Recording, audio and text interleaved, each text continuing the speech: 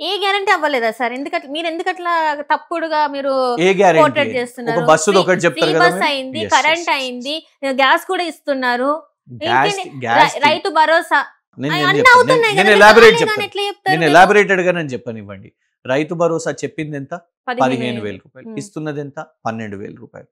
ఇంకోటి ఇచ్చిన హామీ ఎప్పుడు చట్టం చేస్తామని చెప్పారు. హ్మ్. చట్టం చేస్తాం అన్నప్పుడు నువ్వు ఏదన్నా చట్ట విరుద్ధంగా చేస్తే అంటే దాన్ని అమలు పరచకపోతే నువ్వు చట్ట వ్యతిరేకంగా పోతున్నట్టే. 2 సార్లు నువ్వు రైతు భరోసాని ఎగ్గొట్టేసినావు కదా. హ్మ్. పంట ఆగుతుందా మన రాష్ట్రంలో? వ్యవసాయం ఆగుతుందా చెప్పండి సిరి గారు? రైతులు ఆపుకుంటారా? వ్యవసాయం చేయకుండా అయితే ఆపరు కదా. రైతుల వ్యవసాయం నడిచింది, పంట నడిచింది, కానీ ప్రభుత్వం మద్దతు మాత్రం వాళ్ళు ఇయ్యలే. హ్మ్. రైతు భరోసా 2 సార్లు ఎగ్గొట్టేసి ఒక్కసారి నువ్వు ఇస్తే ఇచ్చినవి జబ్బలు దరుచుకోవాలనా? సో నీ గ్యారంటీ అక్కడ కంప్లీటా చెప్పు? కంప్లీట్ కాదు, ఇన్కంప్లీట్. ఇంకోటి బస్సు విషయం మీద హ్మ్. మీరు ఉచిత బస్సు అని చెప్పినప్పుడు నంబర్ 1 అన్ని బస్సులు అని మీరు ప్రచారం చేశారు. ఏం చేసిర్రు దాని తర్వాత? ఈ డిలక్స్ బస్సు కాదు, సూపర్ డిలక్స్ బస్సు కాదు, అది కాదు, ఇది కాదు అని ఫిట్టింగ్ పెట్టి మీరు ఇది చేశారు. సరే దాంట్లో కూడా మనం చూస్తున్నాం సీట్ల పంచాయతీలు, మగవాళ్ళు మాకు టికెట్ ఇంకెక్కువ మేము కడుతున్నాము, టికెట్ ధరలు పెంచిర్రు, ఇవన్నీ కూడా నడుస్తున్నాయి. అదేం కండిషన్స్ అప్లైడ్ అన్నట్టు నువ్వు ఇది చేస్తే నేను అది ఫిట్టింగ్ మాస్టర్ లాగా అది పెడుతున్నావు. ఇంకోటి చెప్తాను, ఆ తర్వాత బస్సులు పెరిగినాయంటే లేదు. ఇవాళ ఎంతో మంది మహిళలు వాళ్ళు ఏమంటున్నారంటే మాకు బస్సులో సీటు దొరకకుండా, ఎందుకంటే ఉచిత బస్సు కాబట్టి అందరు ఎక్కుతున్నారు కాబట్టి మేము దాన్ని వదులుకొని ర్యాపిడో ఇవి అవి తీసుకున్నందుకు ఇంకెక్కువ అదనంగా ఖర్చు అవుతుంది అని. ఇంకోటి ఆ బస్సు స్కీమ్ తెస్తున్నందుకు ఏమని చెప్పారు? ఆటో వాళ్ళకి ఇబ్బంది అవుతుంది కాబట్టి మేనిఫెస్టోలో పెట్టారు ప్రతి సంవత్సరం ఆటో వాళ్లకు 12,000 రూపాయలు ఇస్తాము అని చెప్పారు. ఇచ్చిర్రా? అది కూడా ఇన్కంప్లీటే.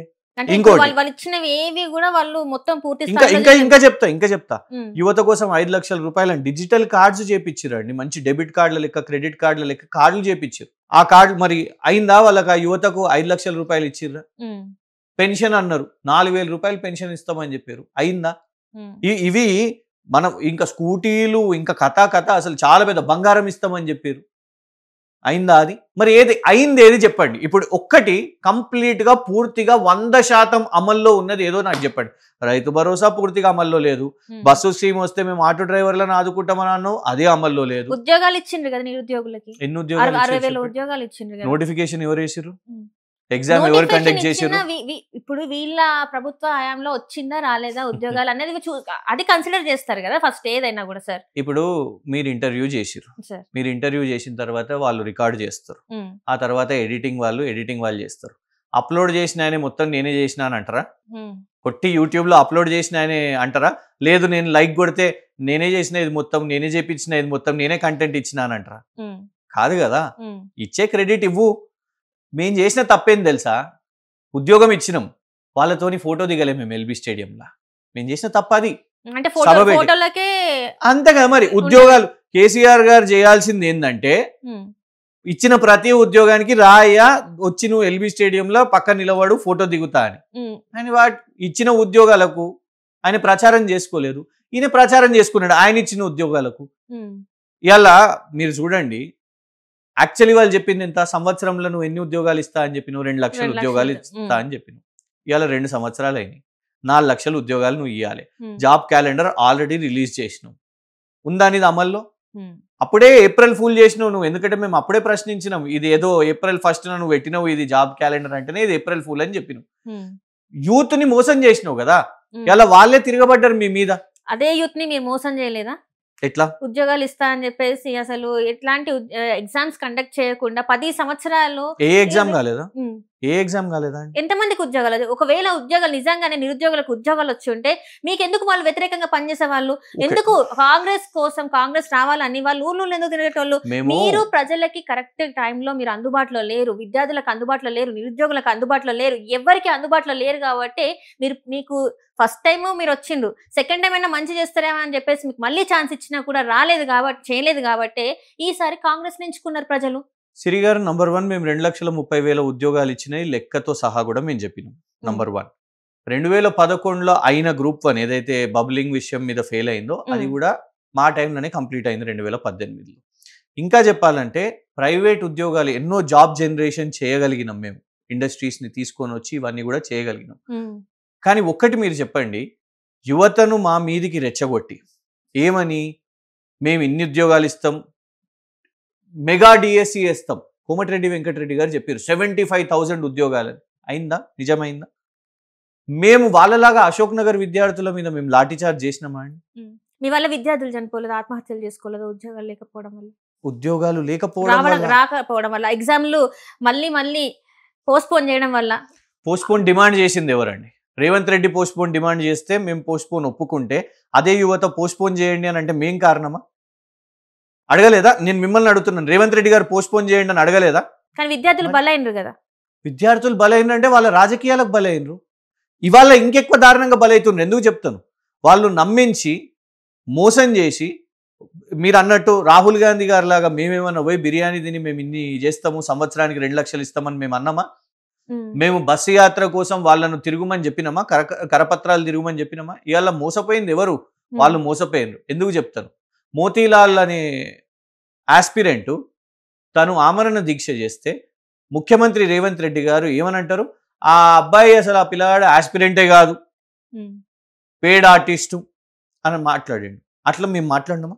అట్లా మేము అవమానపరిచినామా వాళ్ళని? వాళ్ళందరూ అశోక్ నగర్ లో ఉన్నోళ్ళు పేడ్ ఆర్టిస్టులు, పైసలు తీసుకొని చేస్తున్నారు అని మాట్లాడింది వాస్తవం కాదా? జనార్దన్ అనే ఆస్పిరెంట్ ని అరెస్ట్ చేసి జైల్లో వేసారు అశోక్ గారు. ఇవాళ వారు ఆమరణ దీక్ష చేపట్టారు, కనీసం మాట్లాడతలేదు. ఇన్స్టిట్యూట్ల గురించి ఏదో వీళ్ళు డబ్బుల కోసం చేసే ఇన్స్టిట్యూట్లు అని మాట్లాడారు. మేము గట్లా ఎప్పుడన్నా నోర్జారినామా చెప్పండి? అమ్మాయిల మీద లాఠీ చార్జ్లు అయినాయండి. మరి అట్లా బిహేవ్ చేసినామా?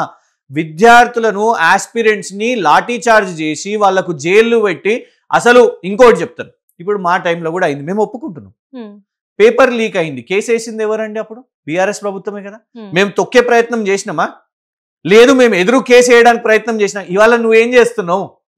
మేము ఆనాడు విద్యార్థులు, ఆస్పిరెంట్స్ పోస్ట్పోన్ చేయండి అని ముఖ్యమంత్రిని, ప్రభుత్వాన్ని డిమాండ్ చేస్తే పోస్ట్పోన్ చేసినాం. వాళ్ళు అడిగిన ప్రకారంగా పోస్ట్పోన్ చేసినాం. కానీ నువ్వేం చేసినావు? పోస్ట్పోన్ కూడా చేయకుండా బలిమిటికి నువ్వు ఎగ్జామ్ పెట్టినావు. అప్పుడు ఏమైంది? ధర్నాలు చేసి, ఉద్యమాలు చేసి. ఎందుకు ధర్నాలైనాయి, ఎందుకు ఉద్యమాలైనాయి? నువ్వు సిలబస్ విషయం మీద తప్పు, తెలుగు అకాడమీ కాదు వికీపీడియా మా సోర్స్ అని చెప్పినావు. పెద్ద జోక్ అది. నంబర్ 1. నంబర్ 2, ఎంత పెద్ద డిజాస్టర్ చెప్తాను. ఎందుకంటే మమ్మల్ని పేపర్ లీక్ ఎవడో దుర్మార్గుడు ఒక కాంట్రాక్ట్ ఎంప్లాయీ చేసిన దానికి మేము బలైనం, వాళ్ళ ప్రచారానికి మేము బలైనం. కానీ కేసు వేసింది ఎవరు? మా ప్రభుత్వమే, తొక్కలేదు. కానీ మీ దగ్గర ఏం చెప్తా, ఇక్కడ ముమ్మాటికి ప్రభుత్వమే రెస్పాన్సిబుల్. ఎందుకు చెప్తాను మీకు? నంబర్ 1, నువ్వు వికీపీడియా సోర్స్ అంటూ. నంబర్ 2, ఈ దేశంలోనే, ఎందుకంటే నేను ఒక స్టూడెంట్గా ఉండే, ఫస్ట్ టైం నేను విన్నది ఏంటంటే ప్రిలిమ్స్ కి ఒక hall ticket number, mains exam కి ఒక హాల్ టికెట్ నంబర్. ఇది ఎక్కడ విచిత్రం అండి? ఏంటి సార్ దీని వెనకాల అసలు స్టోరీ? వాళ్ళు ఇప్పుడు సింపుల్ థింగ్ చెప్తాను నేను సిరి గారు. ఇప్పుడు నేను ఒకవేళ ఉదాహరణకు మీ మీద ఆరోపణ ఇస్తున్నాను అనుకోండి, సిరి గారు ప్రిలిమ్స్ లో క్వాలిఫై కాకుండానే మెయిన్స్ లో క్వాలిఫై అయినరు.